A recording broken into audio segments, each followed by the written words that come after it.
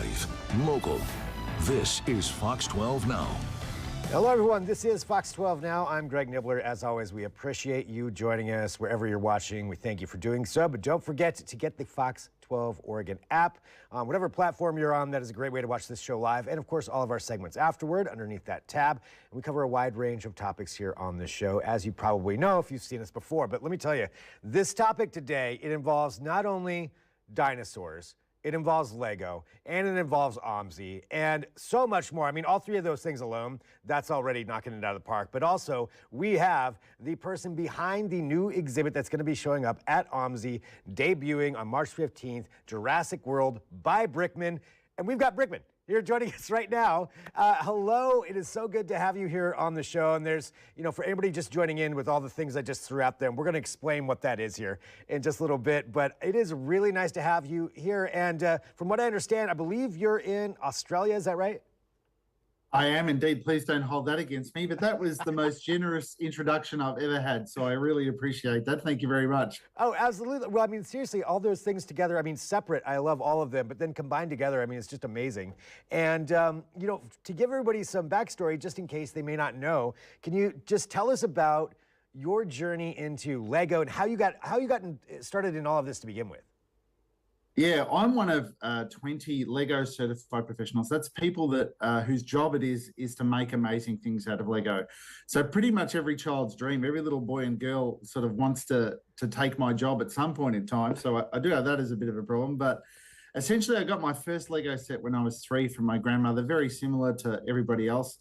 And loved Lego as a child, thought it was awesome. And it wasn't until we had kids, I've got twin boys, and my mum had kept my Lego from when I was a child. And she said, here's all your Lego back. And I was like, this is the most incredible, powerful medium.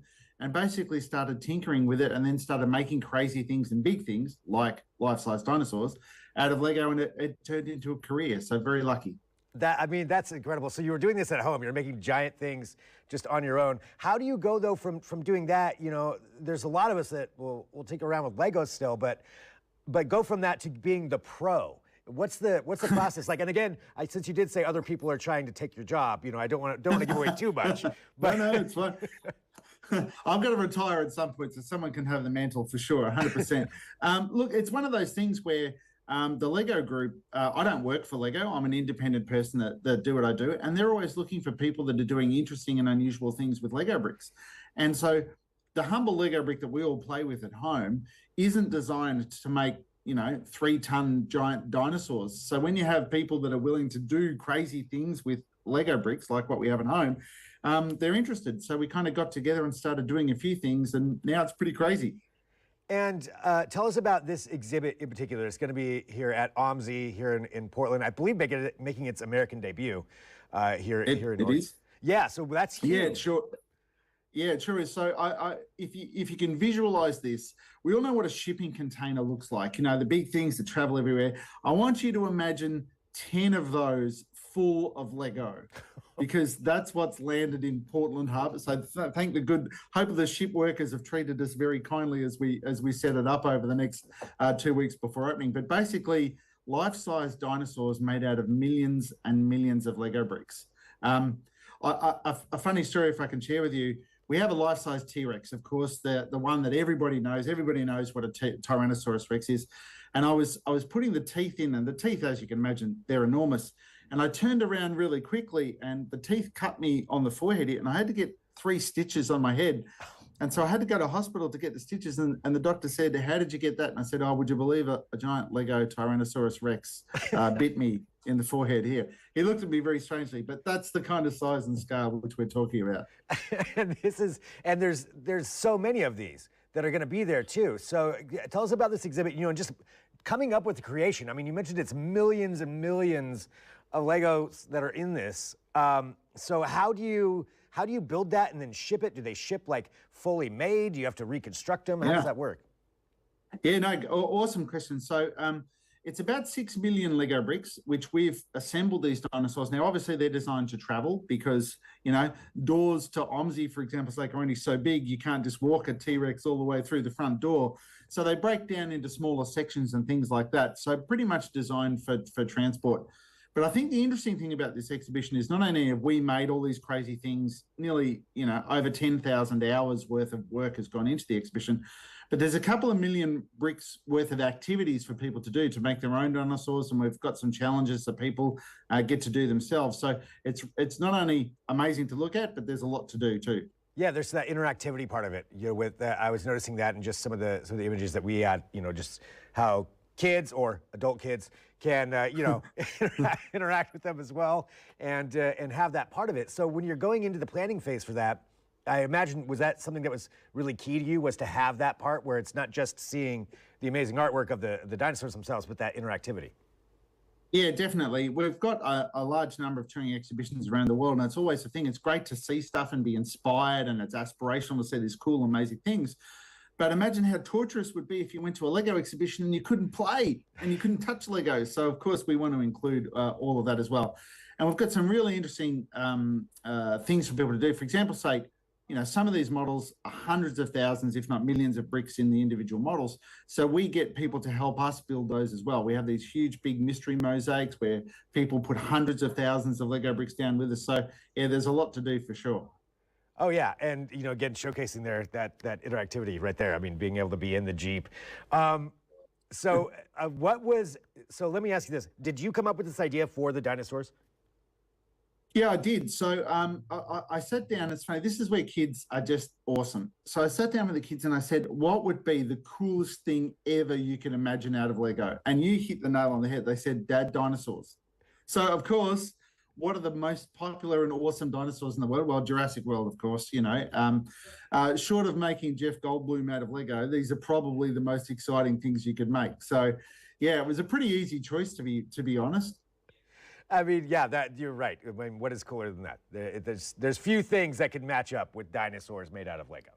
I mean, that's just a fact. Well, for people who show up to this, you put all this work into this, created this. Now people are going to get to see it. When people show up to OMSI for the first time, what's the experience you want them to have as they walk in and see these dinosaurs for the first time? Well, there's a couple of things. The ultimate compliment for us as professional Lego artists is people don't believe that it's made out of Lego. They're like, there's no way that's Lego. There's no way you can possibly do that. That's kind of like the ultimate, thank you very much, job well done type scenario. So hopefully there'll be a bit of that. And then the second thing is, I love being a fly on the wall, just watching people's faces and reactions, particularly when they see these for the first time. And a photo's good and it gives you a bit of an idea of what to expect. But when you see a life-size Tyrannosaurus Rex or a Brachiosaurus or Velociraptors or all the dozens of different types of dinosaurs we have, to watch people's reactions is pretty priceless. What would you recommend to other Lego enthusiasts out there? Maybe somebody who aspires to create something along these lines. Yeah, look, the thing is, you got to follow your passions. So if you're passionate about dinosaurs, obviously build dinosaurs. If you love cars, go down the path of making cars and things like that. You really have to be super passionate about the subject matter which you're working with. And of course, that's totally different for everybody. So once you find that passion, stick with it. Fortunately for me, dinosaurs, ever since I was a kid, stuck true. It definitely, absolutely did. Do you have any other plans for things in the future? I know you probably can't give everything away, but is there Well, I can. I absolutely always, mate. These hands are never idle. That's the trick with the Lego Master. You've always got to be building things. We're actually working on probably, if you could think about one thing that's bigger than dinosaurs, which is Star Wars, we're actually working on a whole heap of Star Wars stuff at the moment. So yeah, it's pretty crazy too. That exhibition, I'm based here in Australia, but that exhibition's opening here in Australia. So hopefully it'll come to OMSI as well soon. I hope so too, because that is exactly what I was going to say. I was like, Star Wars, it's gotta be it. But there we go, Star Wars. Well, I want to say thank you very much, for joining us. I think my last question is, how did you get the nickname? Well, it's very complicated. The long story short, many years ago, we were sitting down and we're going, oh, gosh, I need a website and an email address and those kind of bits and pieces. What do we do? And of course, then you hit up of course, the whole internet has taken every name that you can possibly use. And so the only thing left was the Brickman. So I ended up just choosing it because of the domain name, nothing more than that. And it kind of stuck ever since. I mean, that's a pretty good domain name actually to get. I'm surprised that wasn't taken. Yeah, well, I had to compete with a lot of carpenters and house builders and all sorts of construction people, very different scale bricks. Well, are you going to be able to be at the exhibit? Hopefully I will be at some point in time. We're obviously knee deep in Obi-Wan Kenobi at the moment, so things are a little bit hands-on here. But yeah, hopefully later in the year. What I would say is these exhibitions in particular, they do sell out. So if people should avoid disappointment and check online on the OMSI website and get their tickets. And it'll probably be posted when I'm coming over to check it out too. Fantastic. Well, Ryan, thank you very much for having some time to talk to us. I really appreciate it. I mean, congratulations on this. And I'm looking forward to seeing this, as many people are. And now I really want to see the Star Wars one too. So I've got that in the pipeline after we see Jurassic World. Well, no worries. Thank you very much. I can't wait to get back to Oregon. I haven't been for a few years, so I really look forward to getting back and saying hi to everyone. Oh yeah, please do. Yeah, and when you do, please hit us up, because we can show you all kinds of things here. Oh, sweet. Awesome. All right, thanks, man. Cheers. Thank you. Have a good one. You too. And for everybody watching, again, this is Fox 12 Now. So we're live streaming. We're live here for this show, and we go on throughout the afternoon covering, all kinds of different things. And we get to talk to cool people like the Brickman himself, who was just here on the show. And we've got more coming up throughout the afternoon. The best way to watch that is through that Fox 12 Oregon app. I always recommend that because it's nice and easy to find this show and find the segments after the app, because they're always available there on demand pretty much right after we do this. So you can find those. And if there's ever breaking news between 1 p.m. and 4 p.m., this is also the place to go outside of our other news shows. But we will take a break for right now. I will talk to you soon. I'm Greg Nibbler. This is Fox 12 Now.